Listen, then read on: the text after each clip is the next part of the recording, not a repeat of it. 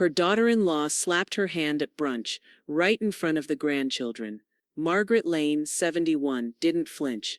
By dusk, she'd circled Erica's name in red ink on her will twice. By week's end, the family home stood protected by an ironclad trust no one could touch. She'd raised a son, buried a husband, and paid for every brick. Now she was reclaiming every inch.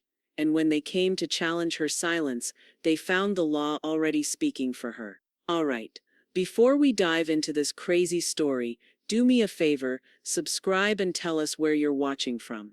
The juice spilled fast, bright orange against white linen, creeping like a silent warning. Jonah's startled cry was almost swallowed by the sharp clatter of porcelain. Margaret reached forward. Calm, instinctive, fingers steady, as she tried to steady the edge of the plate that had begun to slide. It was part of her late husband Walter's china set, ivory white with a faded cobalt rim, brought out only on holidays, or moments that were meant to mean something. "Let me handle it," Erica snapped, voice cutting through the clamor with a serrated edge. Then came the slap. Not across the face. No, not the melodramatic version. But it landed just as loud. Erica's hand cracked down against Margaret's knuckles with a sharp thwack, redirecting the plate and Margaret's hand in one swift, cruel motion. The plate tumbled, bounced once, and shattered across the floor in a jagged bloom of ceramic shards. Time paused, then fractured. Caleb gasped, his 10-year-old face crumpling as if he couldn't decide whether to cry or scream. Jonah froze, lips parted, his small chest rising and falling in quick, anxious waves. Brian blinked twice, then looked down at his coffee, suddenly fascinated by it, as if hiding in the steam. Erica straightened her back like nothing had happened. "You always interfere," she muttered, wiping juice off the table with a kitchen towel, as if slapping his mother in front of their kids was a necessary household chore. Margaret's hand trembled, not from pain, but from something colder. Not anger, not yet. Just the quiet collapse of a boundary she hadn't even realized she still believed in. She didn't say a word. Instead, she retrieved a dustpan from beneath the sink, crouched slowly, and began sweeping up the shards. Her movements were deliberate, practiced. She could feel the boys watching her, uncertain, still waiting for someone to explain whether what had just happened was wrong, or just normal. Erica was already back on her phone by then, scrolling through something with a crooked smirk on her face. The hum of the dishwasher had kicked in, blending with the tap-tap of her acrylic nails on the screen. The brunch, homemade quiche, hand-cut fruit, and coffee Margaret had driven across town to get from a roastery Brian liked, went cold on their plates. Margaret rose, wiped her hands on a dish towel, and began clearing the table. No one offered to help. She didn't expect them to. 10 minutes later, Caleb hovered near the kitchen door, his little arms wrapped around his midsection like he wasn't sure where to put them. "Sorry about the plate, Grandma," he whispered, stepping into her arms. She held him close, the scent of maple syrup still on his hoodie, the weight of his guilt far too heavy for his age. She kissed the top of his head. "It wasn't your fault, sweetheart," she said, her voice steady. "Plates are just things." He pulled back, searching her face. "But it was special." "It was," she said quietly. "That's why I'm going to remember it exactly how it broke." He nodded, solemn. Then he left, hand in Jonah's, who turned to wave from the front steps. Margaret waved back. Brian didn't meet her eyes as he closed the door behind them. The house fell silent.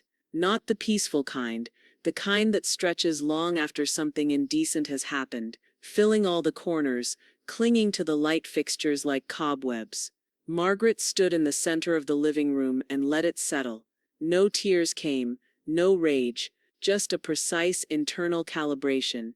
At 8:12 that evening, after a quiet dinner alone and a long soak in the tub, Margaret walked to her bedroom closet, bent down and slid a shoebox aside. Behind it sat a steel safe, discreet and unimposing. She spun the dial, opened it slowly, and removed a thick leather-bound folder. She set it down beside her cup of chamomile tea, steam rising. Her eyes found the first page, Last Will and Testament. Margaret Lane. She stared at it for a long moment, then pressed her hand, the one Erica had slapped, flat against the cover. The slap hadn't left a bruise, but it had left a map. The red pen hovered for just a second before it made contact. A single circle, slow and deliberate, around Erica Lane's name. Margaret's handwriting had always been neat, firm, the kind that teachers used to comment on. But this was no note. This was a target. The circle bled slightly on the page, the ink blooming into the thick legal paper, like it knew this wasn't a correction, it was an erasure in progress.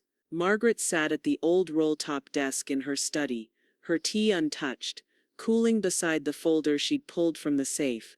The morning light pressed through the slatted blinds, striping the carpet, catching the edge of a brass-framed photo on the corner of the desk. Brian as a boy, standing next to her late husband, both of them grinning shirtless, covered in mud from a fishing trip they'd taken one summer out at Lake Lure. Margaret stared at it for a moment too long. She pushed the frame gently aside.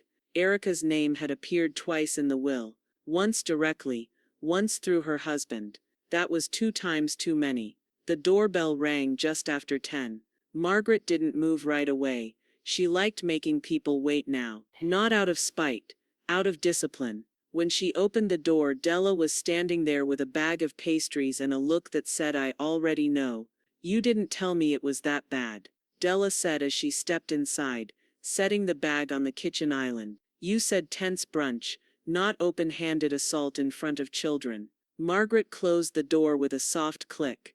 "I wasn't sure I believed it myself, until the bruise bloomed." Della turned. "She bruised you?" Margaret rolled up her sleeve. A faint purple mark traced her wrist, like a fingerprint pressed too hard. Della leaned in, her expression shifting from concern to steel. "She hit you," Della said, voice low, controlled. "That's not family. That's threat." Margaret nodded once. "I let her mistake my manners for surrender." Della exhaled through her nose, already scanning the counter for the will. "You've been too damn gracious for too damn long. She's been circling you like a buzzard ever since they moved in." 2 years, Margaret said flatly. "I counted the coffee filters. That's how I knew." Della gave a short, humorless laugh. "Of course you did." They moved into the study together. Margaret handed over the open file, red pen still resting in the spine crease. Della sat, reading in silence for a few beats. Then, "Okay, first thing, we change the executor. Brian can't be trusted to draw a hard line. And Erica's already shown you what she does with blurred ones." Margaret reached for her notebook, flipping to a fresh page. The pen scratched steadily. "Executor Della Marsh, guardian, jointly between Della and Lena, if something happens before the boys turn 18, trustee not Brian. Not if she can touch him." "Exactly," Della said. "You want a firewall, not a family tree." The air in the room thickened with clarity. The scent of bergamot drifted from the cooling tea. Della pulled a pastry from the bag, almond croissant, and handed it to Margaret without a word. They ate in silence for a few minutes, the flakiness cracking like dry leaves. "Do you remember when Erica first came around?" Margaret asked suddenly. Della's brow furrowed. "I do." She smiled like someone who'd already been told the ending to the story. Smug, like nothing could surprise her. "She's about to be surprised." Margaret didn't smile. She finished her tea in one last determined sip, then walked back to the desk and opened her laptop. Her fingers didn't hover this time. They typed with the kind of resolve that didn't need to be loud to be final. To Lena Brooks, subject: estate adjustment, urgent and confidential message. Need to restructure estate, privately. Can you come Tuesday? She clicked send, then shut the laptop with a quiet thud.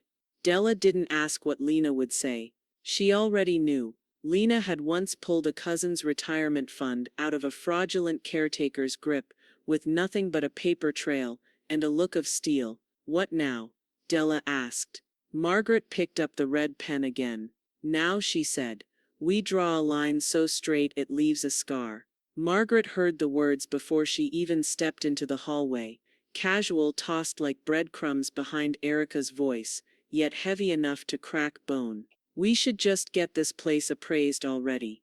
The phrase clung to the air like smoke. Margaret paused at the top of the stairs, her slippered feet still, breath caught mid-inhale. The kettle hissed softly in the kitchen behind her, but it was Erica's voice that burned. "It's got great bones," Erica continued, her tone bright, transactional. "Those beams, original wood. We could open the kitchen, maybe tear down that weird wall by the pantry, make it fresh." A man's voice on speakerphone replied, something about equity and market trends. Brian's murmur was barely audible. They were standing in her living room, talking square footage like it belonged to them. Her knuckles tightened on the banister as she listened to her daughter-in-law speculate about a home she'd never earned, on land paid for in cash, with Walter's last bonus check and decades of sacrifice. The worst part wasn't the entitlement. It was the assumption. Later that afternoon, as Margaret cleared the counter of stacked mail and crumpled receipts, something caught her eye. A glossy flyer half-tucked under a takeout menu. She froze.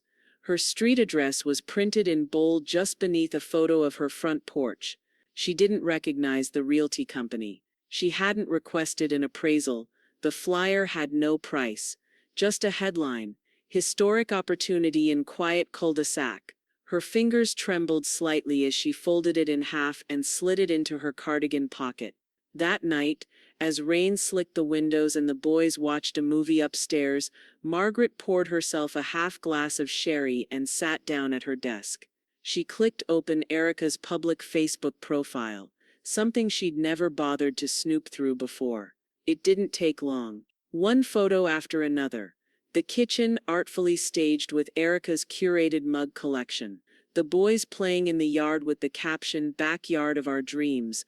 A close-up of the staircase with future home vibes, a manifesting hard lull. Her jaw tightened. She didn't leave comments. She didn't like a thing. She just stared at them. Each image a small betrayal dressed up as domestic bliss. After the boys were asleep, she crept into the back office and opened the drawer where she kept the deed. She unfolded it, smoothed the paper, ran her finger down the line that mattered. Owner of record, Margaret A. Lane. Sole proprietor. Not transferred. Not contested. She nodded once. Then she picked up the phone. "Della," she said when the line picked up, "how do I lock this place down so hard not even termites get in without my say-so?" Della didn't miss a beat. "You call Lena tomorrow. Tell her we need to structure a trust, ironclad, airtight, irrevocable if you want. You still have the original deed, right? In my hand. Good. And don't leave it lying around. You're not paranoid, Margaret. You're observant. There's a difference." The next morning, a reply from Lena blinked into her inbox just before sunrise. Subject: Lane property. "Margaret, we put it in a protected trust. Ready when you are. I'll walk you through it." Margaret read it 3 times. She set down her coffee, then walked room by room through the house, touching the corners, the railings, the windows she'd washed with Walter every spring. The silence followed her, but this time it felt protective, not lonely.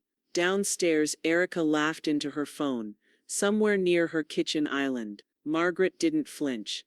Her hands didn't shake. The walls were still hers. The bruise faded before the silence did. For 3 days no one mentioned the slap. Not at breakfast. Not in passing.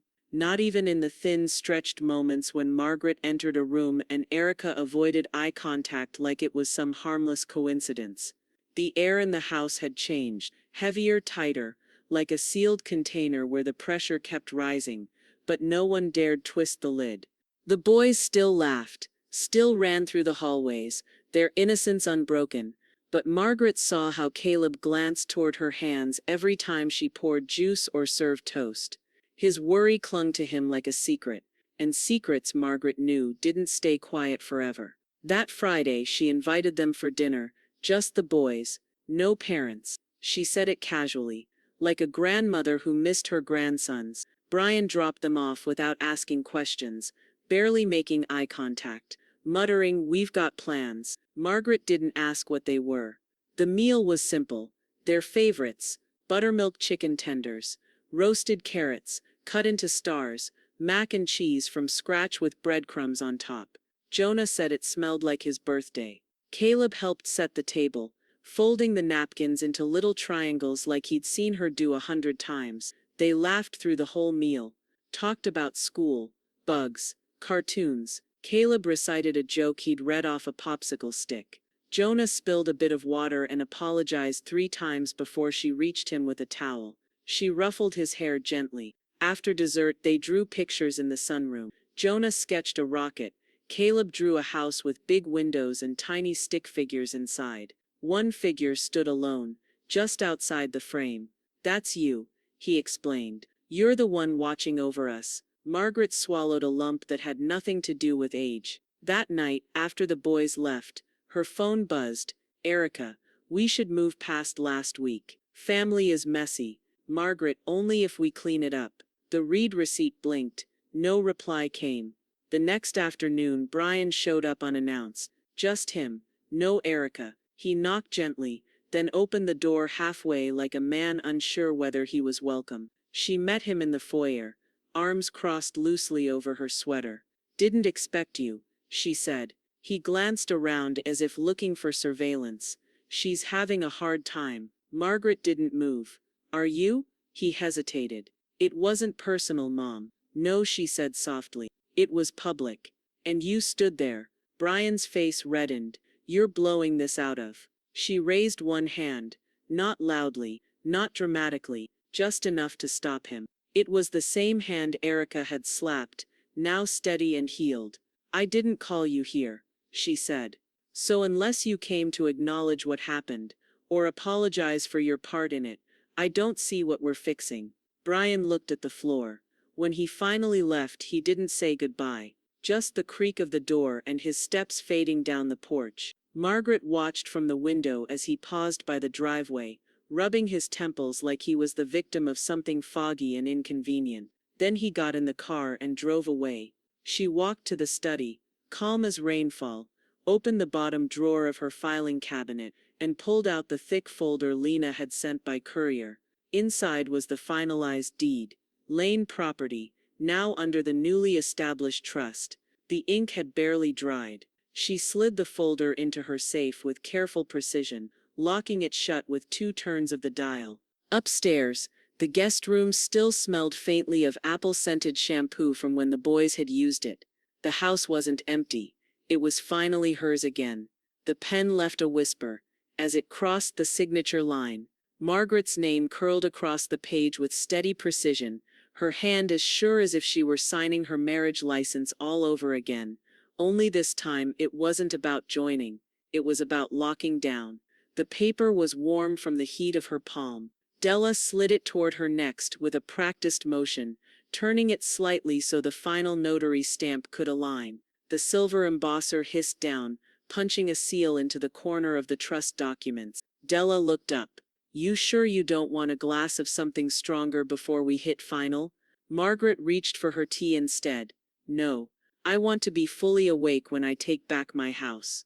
They were seated at the dining table, the same table where Erica once rolled her eyes during Thanksgiving, where Brian first broke the news about losing his job, where Jonah had spilled cranberry sauce and giggled through his apology. Now, between those ghosts and the warm afternoon light, the Lane Legacy Trust came to life. Page after page of ironclad detail, the house, the land, and future inheritance, all filtered through a protective trust, earmarked solely for Caleb and Jonah.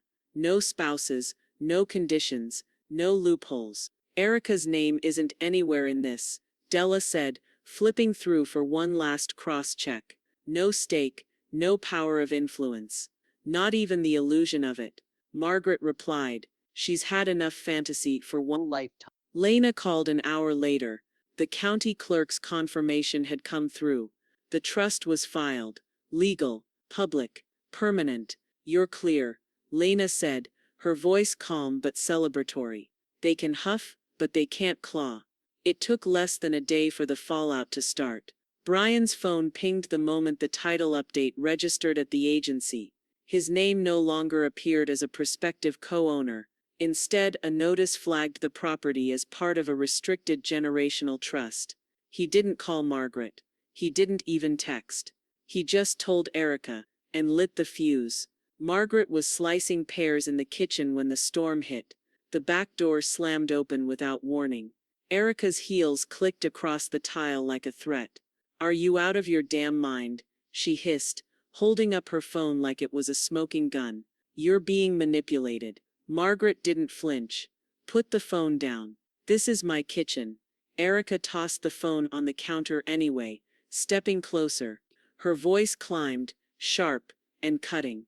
"This house belongs to our family. You don't get to erase people because of one moment." Margaret wiped her hands on a cloth napkin. Her tone stayed even, her body still. "I didn't erase anyone. I just finally saw who didn't belong." Erica's lips curled. "You're letting Della and that old lawyer twist you around. You don't even know what you're doing." "Oh, but I do," Margaret said, stepping forward, voice steady as stone. "For the first time in 2 years, I do. I'm not the one being manipulated, Erica. I'm the one doing the manipulating." For a heartbeat there was only silence. Then Erica's expression darkened. "If you cut me out, you cut Brian out too." Margaret didn't blink. Then he should have spoken up when it mattered. A shift flickered across Erica's face. Not surprise, not even anger. Fear. For the first time, real fear. She turned without another word and stormed out, the screen door bouncing in her wake. Margaret didn't watch her go. She calmly gathered the signed documents, slid them into the protective sleeve Lena had sent, and filed them into the safe beside her wedding photo and the boys' birth certificates. The table was set for 3. White linen draped smoothly over polished oak. The good china, her china, not Walter's, was arranged with quiet precision. Each setting had a linen napkin, neatly folded, and a single lavender sprig placed just above the forks. The smell of roasted rosemary chicken and warm sourdough floated gently through the house, mixing with the soft clink of glassware being arranged in the dining room. Margaret moved with care. Not rushed, not ceremonial, but intentional, as if every placement of spoon and plate was part of a declaration. At 6 sharp, the doorbell rang.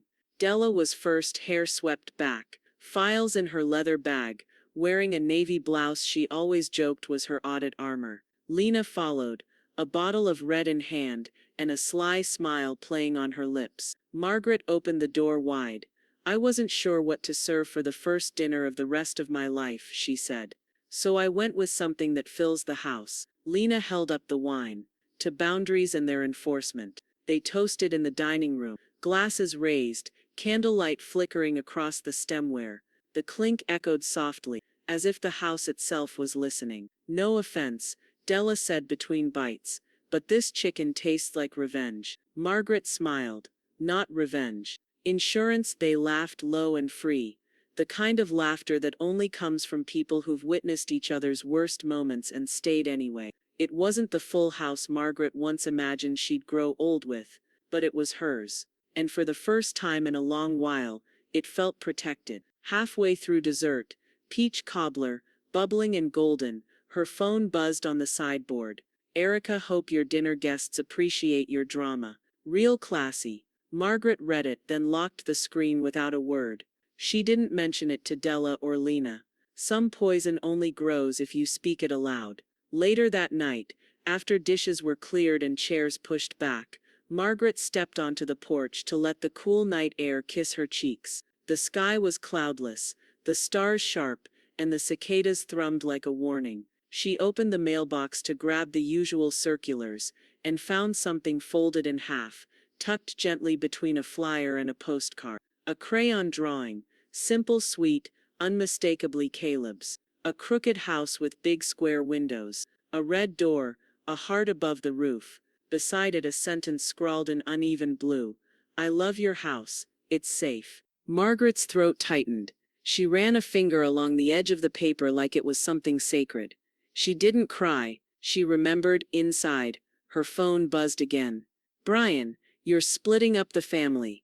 She stared at the message, thumb hovering. "Margaret, no, I'm preserving what's left of it." She hit send, down the hall, Della was already compiling something on her laptop. I don't like what I'm seeing, she said. Verbal aggression, property pressure, physical intimidation. It's adding up. Margaret turned. You think it'll escalate? Don't know, Della said, not looking up. But I'm not waiting to find out. She filed a preliminary report that night with Adult Protective Services, discreetly under the category of documented elder boundary violation with potential coercion indicators. It wasn't a charge, not yet, but it would sit on record like a loaded chamber, just in case. Margaret didn't stop her. She poured them both tea and sat by the fireplace, the warmth flickering against the heavy curtains as the clock ticked toward midnight. The peace was full-bodied, earned, until the doorbell rang again. Margaret opened it cautiously. A courier in a navy vest handed her a slim flat envelope. Signature required, he said, handing over the electronic pad. Margaret signed. Back inside, Lena peeled open the seal. The letterhead was crisp, embossed. Erica's attorney. Request for formal mediation. The conference room smelled like cedar, fresh ink, and old tension. Lena's office was built for intimidation. Glass walls, minimalist furniture, and a view of downtown Asheville that looked like it could swallow someone whole. The space hummed with quiet power, not unlike Lena herself, who sat at the head of the dark walnut table, fingers steepled, eyes unreadable behind tortoiseshell frames. Margaret sat to her left, calm, still, not a single file in front of her, just her glasses, her folded hands, and a small cup of mint tea Lena had made herself. The opposing door burst open like it had been kicked. Erica strode in first, heels sharp against the floor, wearing a blazer far too crisp for someone who claimed to be the victim. Her eyes swept the room, already looking for a place to land her fury. Brian followed behind her like a loose shadow, avoiding eye contact, shoulders hunched. His tie was askew, his expression hollow. Let's get one thing straight, Erica snapped, before she'd even sat down. We're only here because we want peace, not because we think any of this is okay. Lena didn't flinch. Please have a seat. We'll proceed under the guidelines you agreed to in your counsel's letter. Erica sat but didn't relax. She crossed her arms, mouth twitching. She's not thinking clearly. She's been influenced. Margaret raised an eyebrow, said nothing. She's 71, Erica pressed. And suddenly she's restructuring her entire estate with the help of a retired accountant and a lawyer she hasn't seen since the Reagan administration. I've been in touch with Lena since my husband passed, Margaret said evenly. Quarterly. Brian cleared his throat. Mom, just tell us what's really going on. Margaret didn't answer him. She reached into her purse and removed a sealed envelope. Lena slid it across the table to the mediator, who quietly opened it. Notarized evaluations, Lena explained. 2 separate licensed professionals, both confirmed full cognitive capacity, and 0 evidence of coercion. Erica snorted. You bought that. Anyone can sit through a 30-minute memory quiz. Lena didn't blink. Each was a 90-minute session. One included a forensic interview. Shall I read the conclusions aloud? Erica went quiet, her jaw tight. Della, seated just beside Margaret, silently opened a leather folder and pulled out a set of spreadsheets. Neat, color-coded, itemized. These are detailed records of every household expense covered by Margaret Lane for the past 2 years, Della said. Utilities, groceries, medical expenses, car repairs, school supplies, emergency dental, Christmas, birthdays. The list goes on. Erica's face flushed. She wanted to help. She did help, Della said coolly, to the tune of over $31,000, none of which was repaid. Brian squirmed in his seat. Erica shifted, then straightened, rallying one last gust of outrage. This isn't about money. This is about family. Emotional inheritance matters. You can't just write people out like characters in a novel. Lena set down her pen.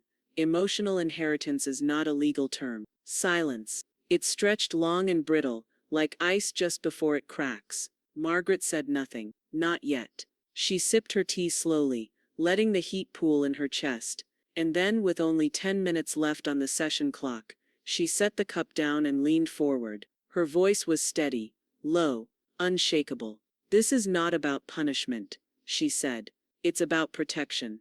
I've spent the last 2 years shrinking inside my own home so that no one else had to feel uncomfortable. I buried my instincts for the sake of harmony. But harmony is a lie if it's built on silence."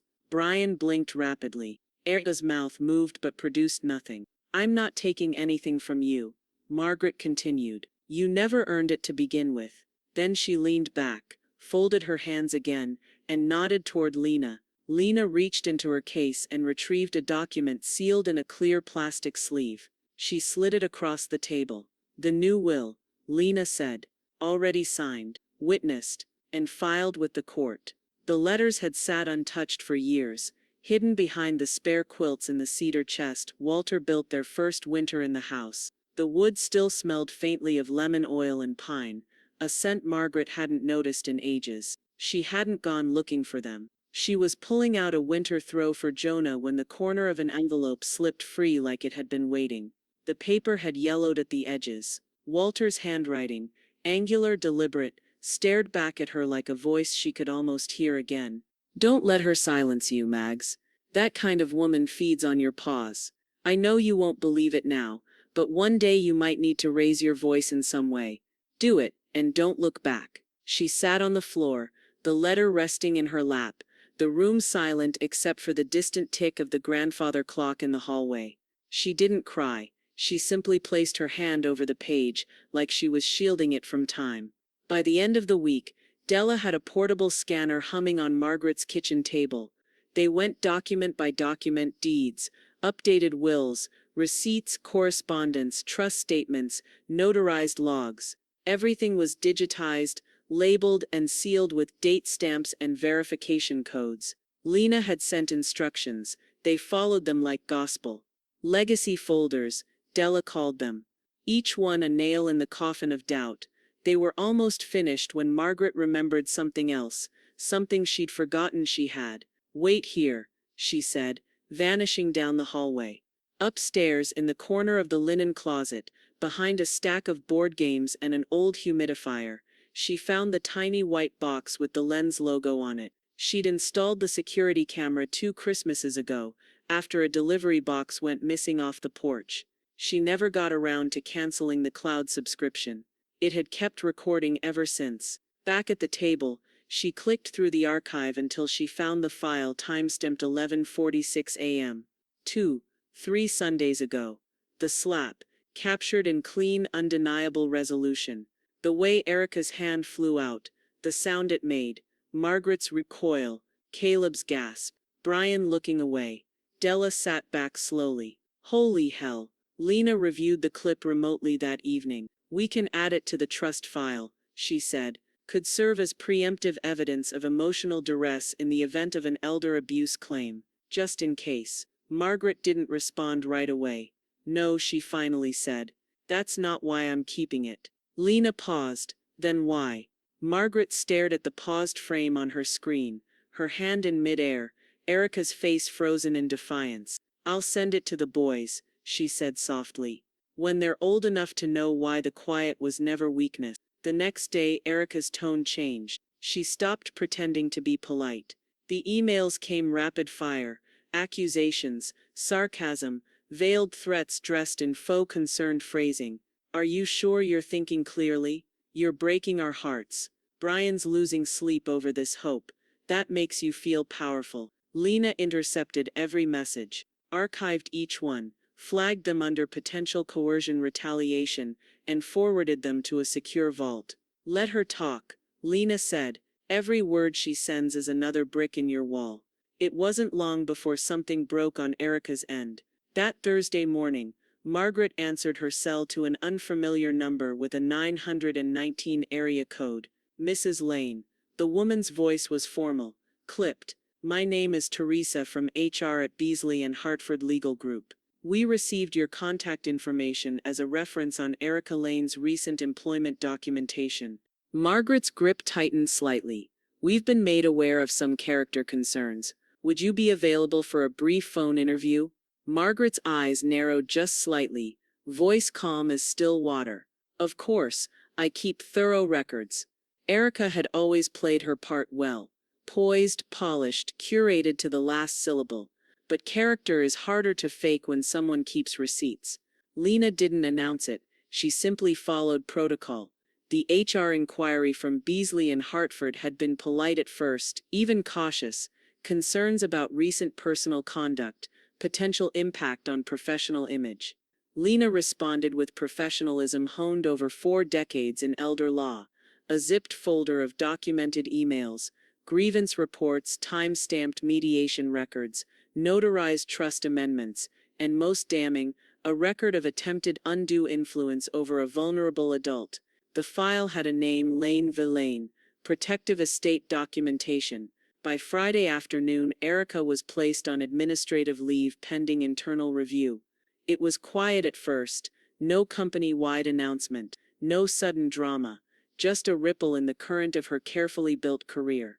But the silence was loud where it mattered. Margaret learned about it from Caleb.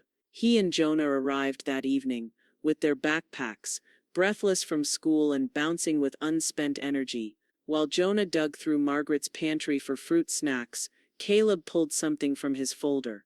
"I wrote about you," he said, handing her a sheet of lined paper titled "Heroes Around Us." The drawing showed a woman with gray curls, glasses, and a shield bigger than her whole body. "My grandma has a shield," he'd written, "like a real one. Not for fighting, but for blocking mean stuff." Margaret stared at the crayon drawing, her heart thudding with something far heavier than pride. She ran her thumb along the edge of the paper, steady and slow, like smoothing a corner of armor she didn't realize she was wearing. She knelt down, eye to eye. "Let's make sure it never breaks, okay?" Caleb nodded. "Okay, you can borrow my pencils if it gets scratched." Later that night, while the boys were watching a nature show and Jonah narrated every animal fact with breathless wonder, her phone rang. "Brian," she answered, knowing exactly how the conversation would start. "You've ruined her," he snapped. No preamble. Margaret stepped into the hallway, closing the door gently behind her. "No, Brian. She did that. I just stopped covering for her. She's been humiliated. Suspended. People are talking. She should have thought of that before putting her hands on me and her name on a house she never owned." "You sent them documents? Legal filings?" "I sent them the truth." There was silence on the other end. Margaret could almost picture him, standing in their cluttered kitchen, one hand on the back of his neck, the other gripping a mug he didn't actually want. Guilt never came with clean edges, but it had weight. And Margaret wasn't shouldering his anymore. She said, "It's retaliation. It's documentation." She said, "You're trying to destroy her reputation." Margaret's voice hardened. "I think you confuse consequence with cruelty. I warned her, I gave you both time, and grace and silence. What I'm doing now, this is structure, this is legacy, this is protection." Another long pause. "She's not who you think she is," he said quietly. Margaret didn't flinch. "Neither am I." That night, Lena sent a short clip text. "Erica Lane, flagged on National Professional Misconduct Registry, pending investigation." It didn't scream. It didn't gloat. It simply landed like a verdict. Margaret closed the message and looked around her study.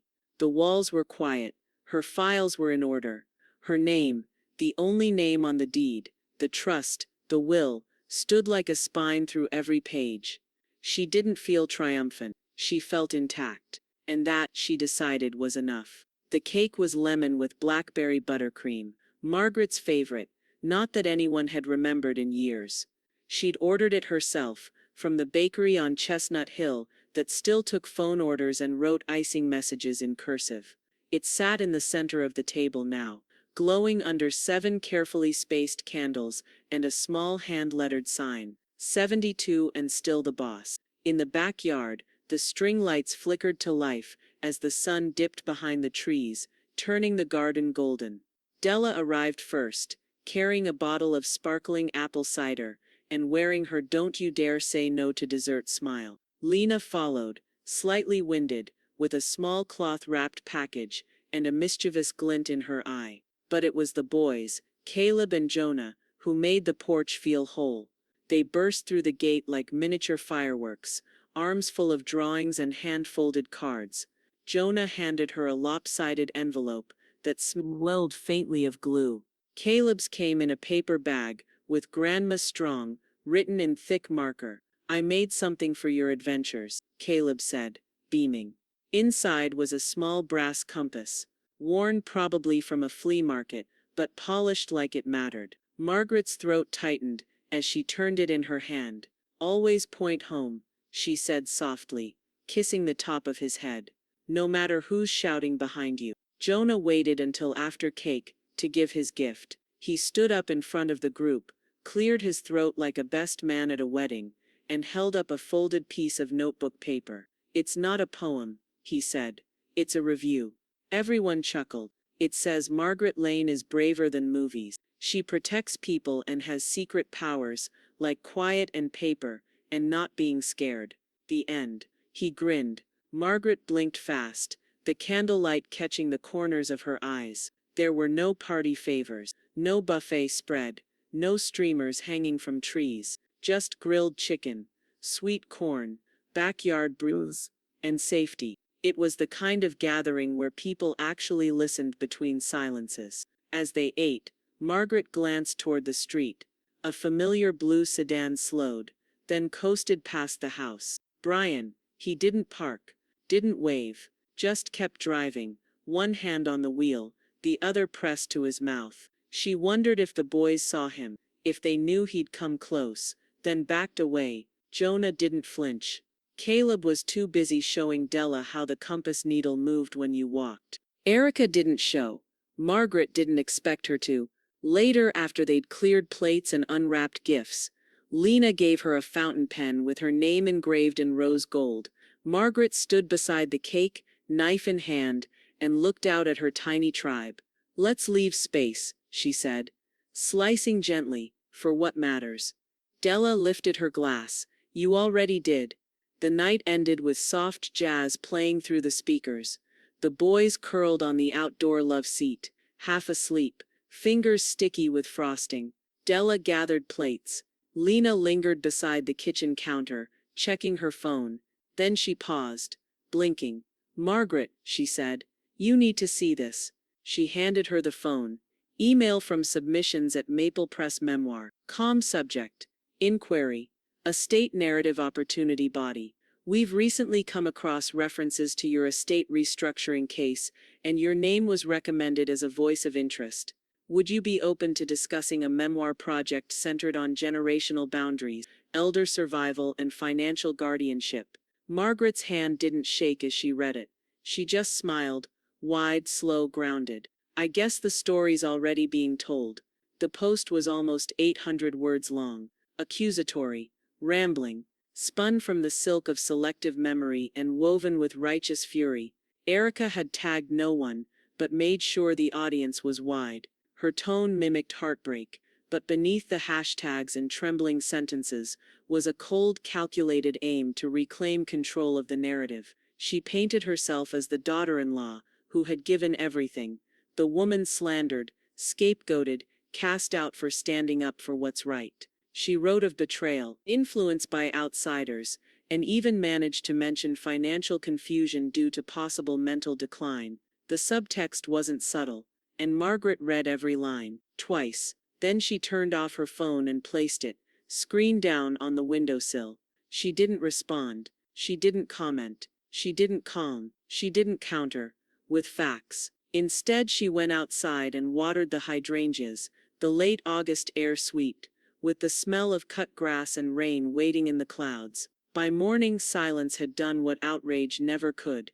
Erica's comments section shrank by the hour. Likes disappeared. A few neighbors unfriended her quietly. The woman down the street who'd once gushed over Erica's hair at book club now walked past without waving. The mom from Jonah's soccer team left a reply. "Margaret was always kind to our boys. That's all I'll say." That was all she said. But it rippled. The next afternoon, Margaret got a text from Brian. No preamble. "Brian, we miss the boys." Margaret typed slowly. "Margaret, they're always welcome." Then she put the phone down again. 2 days later, Caleb and Jonah arrived with their backpacks and wide grins. Erica didn't stop them. She didn't walk them in or offer a schedule. She stayed in the car. Margaret met the boys on the porch, arms open, heart ready.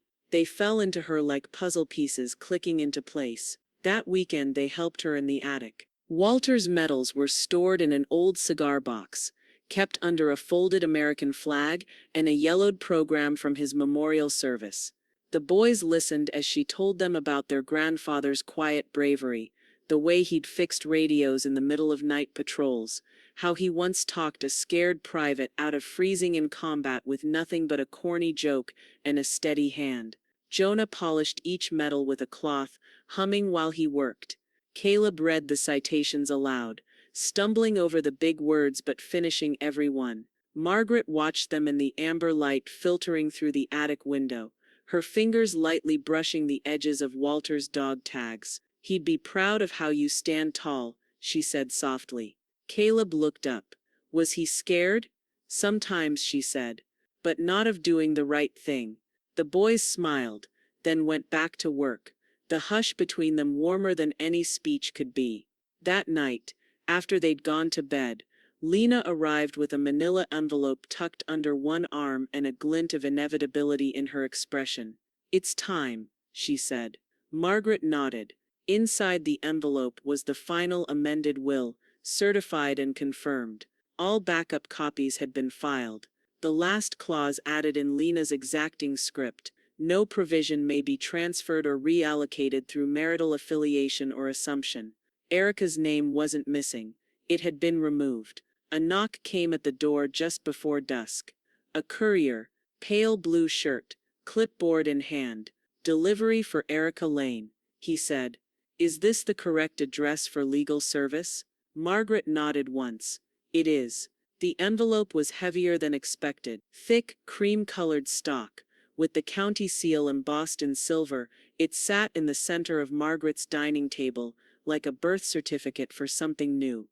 Not a child, not a marriage, a fortress. She ran her finger slowly under the flap and unfolded the final documents, one page at a time. Each signature, each stamp, each line of legal jargon confirmed it. Lane Legacy Trust was officially recognized by the state of North Carolina. Irrevocable, permanent. The house, the land, every nail and floorboard and fruit tree, all now bound legally and symbolically to Caleb and Jonah, and to no one else. Margaret exhaled through her nose, quietly. Across the room, Della stood near the front door, holding the small wooden plaque she'd had custom made by a retired carpenter in Black Mountain. She turned it around with a soft smile. Burned into the wood were the words Lane House Estate, 1981. Protected 2025. Shall we hang it? Della asked. Margaret gave a single nod. Let's make it visible. Together they stepped out onto the porch. The morning air was sharp with late summer dew, the scent of damp pine and drying roses filling their lungs. Birds chirped in the maple trees. A dog barked distantly. The neighborhood was still, quiet but not empty. Della screwed the plaque into place with careful measured turns. The final click of the drill echoed against the white siding like a bell being rung. Margaret stepped back and studied it. "It's not just a house anymore," she said. "It's a decision." They went back inside for tea. The front door left slightly ajar, just enough for breeze, just enough to feel open, not vulnerable. An hour later, the hum of a slowing engine caught Margaret's attention. She didn't need to look. She felt it before she saw it. Erica's silver SUV crept down the cul-de-sac.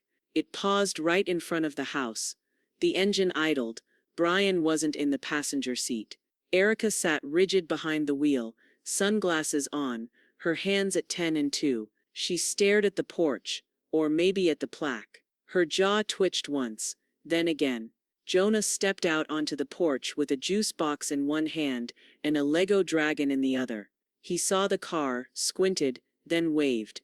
Erica didn't wave back. She pressed the gas and rolled away, the taillights glowing briefly before turning the corner and disappearing. No honk, no window down, just the hum of her departure, quieter than it should have been. Jonah looked up at the plaque. "That's our name," he said proudly. Margaret stood behind him with her tea. "It always was." They walked back inside. Caleb was curled in the reading chair, nose deep in a chapter book. The living room smelled of mint and lemon polish. The hardwood floors glowed from morning light. Margaret settled into her armchair, the one by the window, and sipped. "The walls remember who loved them," she said aloud.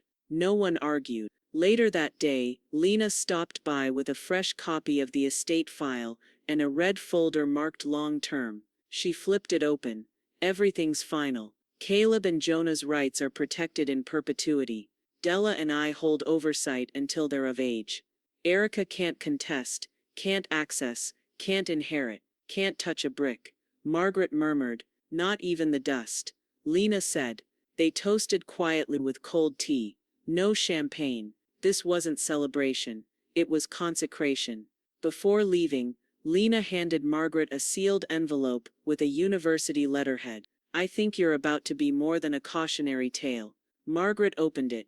Her eyes scanned the first few lines, then paused. "The University of North Carolina at Asheville invites you to deliver a keynote lecture for our fall seminar series, Guardianship and Generational Wealth, Protecting What We Build."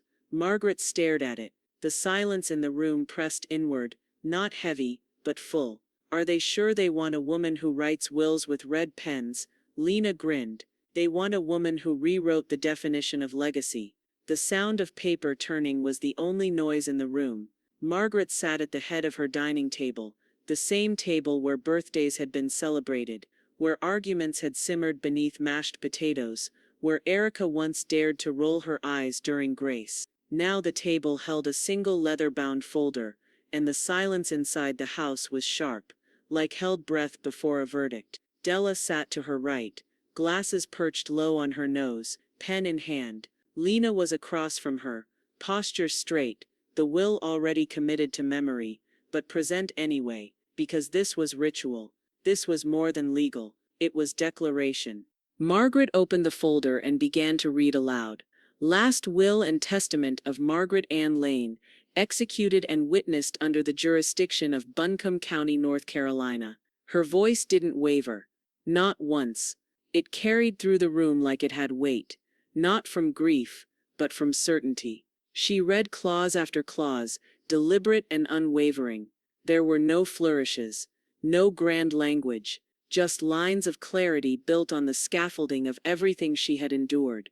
"Brian Lane shall receive a one-time discretionary grant in the amount of $5,000, to be dispersed under the executor's sole review."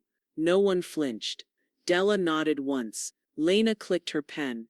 "And to my grandsons, Caleb Lane and Jonah Lane, I leave full rights and property stewardship over the Lane Legacy Trust, including the residence located at 414 Copper Beach Court, to be inherited in staged allocations beginning at age 25. Jonah's name made her pause for half a second, not out of hesitation, but pride. She glanced at the photograph on the hutch beside her, the two boys building a blanket fort in the living room, eyes wide, legs tangled in sunlight. Margaret cleared her throat and continued. "With co-guardianship and discretionary fiduciary responsibility to be held equally by Lena Brooks and Della Marsh until both beneficiaries reach legal adulthood." Then the clause that mattered most, the one she had written in her own hand before Lena formalized. "And no beneficiary shall act through their spouse, or receive funds, assets, or advisory privileges through any marital partnership, current or future." She closed the folder and looked up. "There it is," she said softly. Lena smiled. "A surgical removal, with elegance."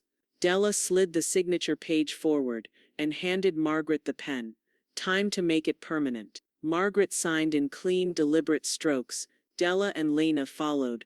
Witnesses, protectors, soldiers in a war fought with paper and silence. When it was done, Margaret stood and walked the signed copy into her study. She placed it gently in the fireproof vault alongside her birth certificate, Walter's medals, and the only photograph she still had of her mother. Unsmiling, strong-jawed, brave in a way Margaret hadn't understood until now. Then, one by one, she mailed out the rest. One to the executor, one to the state vault, one to Lena's legal archive. As she returned from the mailbox, Jonah was sitting on the steps, kicking at the edge of the doormat. He looked up. Will I have a house one day too? Margaret sat beside him, the afternoon sun soft against her cheeks. Yes, she said, because you'll protect it. Like you did? She smiled. Exactly like I did. That evening, as twilight thickened and crickets stirred in the hedges, Lena's phone buzzed. She read the screen once, then turned it so Margaret could see. Erica Lane has filed a motion to contest the Lane legacy will. Lena scrolled. Filed 3:12 p.m. Status denied. Due to legal standing. Dismissed in 24 minutes. Lena said, that may be a record. Margaret didn't reply. She just walked out to the porch, sat in her favorite chair and watched the sky darken without a word. The first thing she tore out was the automatic garage door opener.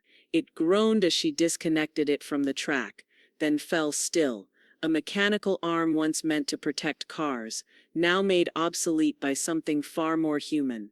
Margaret stood beneath the exposed rafters, sleeves rolled to her elbows, fingers smudged with dust and old motor grease. The space echoed with every step, hollow and waiting, like it had held its breath for years. She walked the perimeter slowly.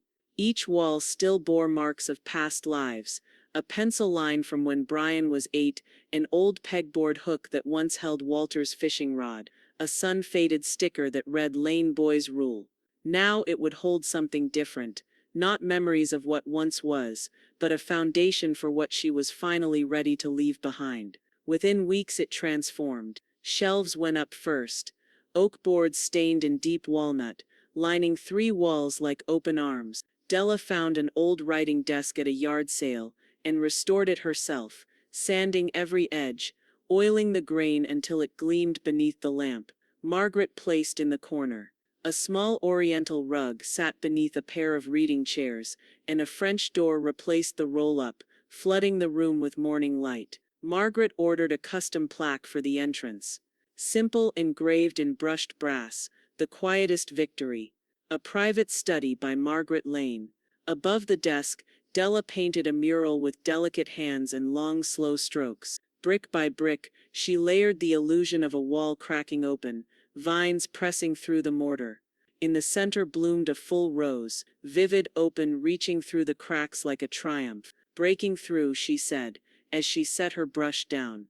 Just like you. Caleb helped sort the books by subject, then by author, then again by color, until H-O-C, to see wise, Evie wise, Evie Fidimore Nash. A library, she whispered as they finished, doesn't need to be perfect. It just needs to be honest. Jonah sat in the corner one afternoon, with his brow furrowed and a box of Legos in his lap. He worked silently for over an hour, tongue sticking out in deep concentration. When he finished, he held up a tiny model of a courthouse, pillars, roof, even a miniature gavel made from a brown cylinder peg. For when people forget what's fair, he said simply. Margaret placed it on the shelf just above her desk. She began writing that night, not with grand language or vengeance, but with clarity. Her fingers moved across the keyboard with confidence she hadn't felt since Walter's last letter. She titled the document "The Quietest Victory" before she wrote the first word. Each chapter unfolded not like an explosion, but like sediment rising, layers of experience, withheld fury, decisions made in silence. Then came the voice recordings. She spoke into the mic with her back straight and her voice steady, never once reading from a script. Her tone didn't tremble. Her breath didn't catch. Each chapter was a conversation with the future, not just for Caleb and Jonah, but for every woman who'd ever been told that silence was the same as surrender. Erica's name never crossed her lips. Not once. She wasn't erased. She was irrelevant. One evening, as twilight gathered like a shawl around the house, Lena arrived with a bottle of sparkling water and a single envelope. "No signature required," she said, handing it over. "But I think you'll want to hold on to this." Inside was a letter on publisher's stationery, Maple Press Memoir Division subject, "Formal offer, manuscript proposal accepted. We are honored to move forward with your memoir. The Quietest Victory offers a rare and needed perspective on generational survival, elder sovereignty and legacy warfare. You've written not a memoir, but a blueprint. Margaret closed the letter slowly and looked toward the mural, the rose breaking through stone. I think, she said, they finally heard me. The soil was soft beneath her fingers, damp from the morning's light drizzle, the scent of earth rising like something sacred. Margaret kneeled by the hydrangeas, gently pinching off browned petals with care. Behind her, Jonah and Caleb wove between garden beds like explorers, Jonah balancing a stick like a sword, Caleb naming each flower out loud like a botanist on a mission. Those are black-eyed Susans, Caleb said, pointing.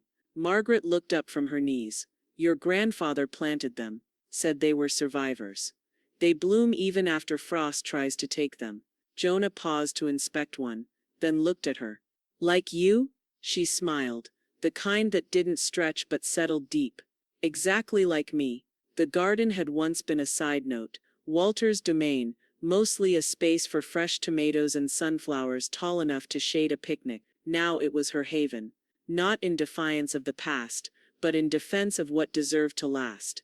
As they reached the corner arbor, Margaret's hearing aid buzzed faintly. It wasn't broken, just the signal glitching as her phone vibrated in her pocket. She reached up, turned it off with a quiet click, and for the first time in a long while, simply listened. The boys' laughter blended with the rustle of leaves, the whisper of late summer breeze brushing the branches.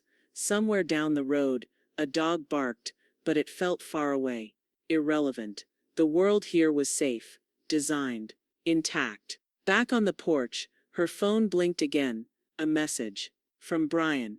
She opened it with one thumb. Brian, I've filed for divorce.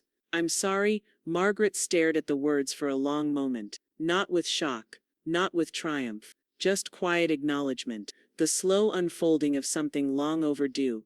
She turned to the boys. Go wash up. I'll meet you inside for lemonade. Once they disappeared through the screen door, she typed a reply. Margaret. Then maybe there's still time for repair.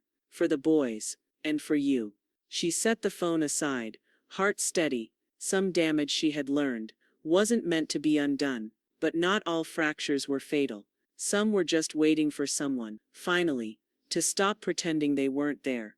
Lena arrived just after 5, her arms full of documents, and a bottle of elderflower tonic she swore tasted like something Victorian and legally binding. They sat on the porch, chairs angled toward the setting sun, a low gold wash pouring across the lawn. To what are we toasting today? Margaret asked. Lena raised her glass. To justice done without shouting. Margaret clinked hers gently. To silence that finally spoke. The screen door creaked open. Caleb stepped out holding a notebook, the one she let them draw in, beside her writing desk. He held it up. I drew your mural, he said. But I added something. She took the notebook. On the page was Della's painted rose, faithfully recreated in colored pencil. But beside it, Caleb had drawn a tiny book, open, pages fluttering, with a golden shield resting inside it. Is that what I think it is? Your words, Caleb said. Their armor. She swallowed. The breeze carried the faint smell of rosemary from the garden. It smelled like Walter, like Sunday dinners, like memory. Grandma, Jonah asked, from the doorframe, will people remember you? Margaret looked from Jonah's wide eyes to Caleb's proud grin, to Lena's quiet nod, and the mural still fresh in her mind. They already are, she said.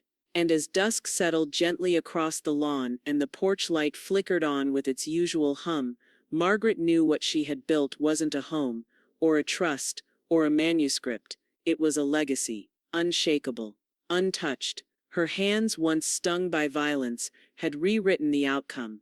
She slapped me once. I left a lifetime imprint.